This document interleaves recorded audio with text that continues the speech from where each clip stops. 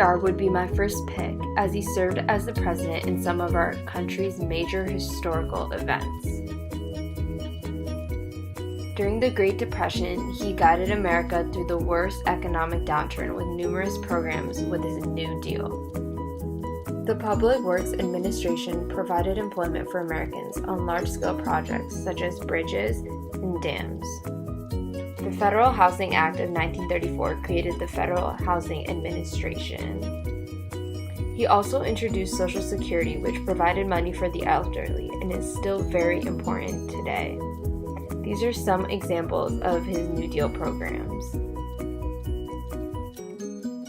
During World War II, he was an ideal commander-in-chief, first striving for peace and understanding when it was necessary to go to war, leading it with minimum casualties and best results for the U.S. He was the most effective and respected world leader, as he was able to negotiate with Stalin when Churchill couldn't. He was adored so much by the people that he was elected for 4 presidential terms. Personally, I would like to hear stories about how he negotiated with Churchill and Stalin, and I would also like to ask how he dealt with so much stress while trying to keep the nation afloat during the Great Depression, while establishing the New Deal, and during the World War.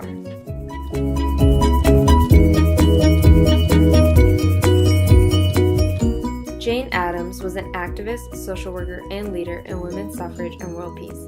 She co-founded Chicago's Hull House, one of America's most famous settlement houses, and she became the first American woman to be awarded the Nobel Peace Prize. While traveling in Europe, she decided to co-found a settlement similar to what she saw on her trip. The Hull House opened as a kindergarten, but soon expanded to include a daycare, help support immigrants who came to work, and women. This house eventually provided classes on civil rights and civic duties. Through increased donations, the Hull House soon became a complex. Addams and other Hull House associates had a key in the enactment of state child labor laws and in the establishment of juvenile courts and protection agencies. They assisted in the development of local trade union organizations, social welfare programs, women's suffrage, and the international peace movements.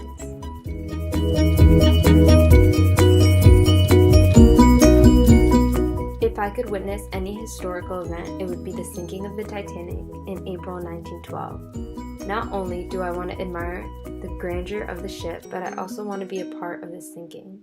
The number of heartbreaking stories make this a truly unforgettable event in history. From the first moments to the last, it would be amazing to be a passenger on that magnificent ship and live in such luxury and style, even if it was for a few days. The reason I would want to witness this event is because the sinking of the Titanic has to be one of the biggest lessons one could learn from history. I mean, there was a movie made on this sad tale. That's how big it was. I want to experience the trauma and terror the passengers went through, because such events teach us so much about life, how to value it, how our lives can be flipped upside down within a few seconds.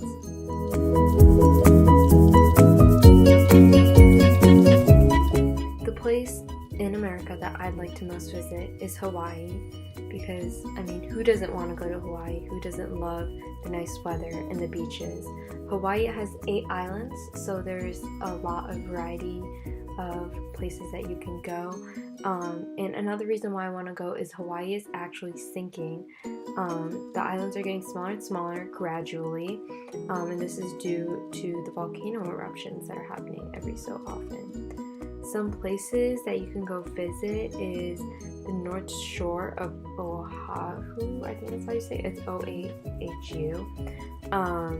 The Hawaii Volcanoes National Park, which you could go see lava up close.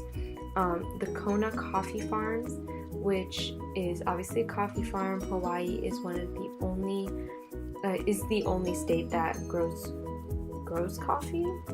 And the USS Arizona Memorial at Pearl Harbor. This is obviously a memorial to the attack on Pearl Harbor during World War II. There's a lot of things that you can do. Again, you can go whale watching, take a cruise, go hiking. There's a lot of adventures. The tradition and culture is also very different to the than compared to the mainland. They have so many ethnic cultures, and They all live in harmony, and there's respect for local people is a great concern on the island. It's not very touristy. It has a more of a homey feel. And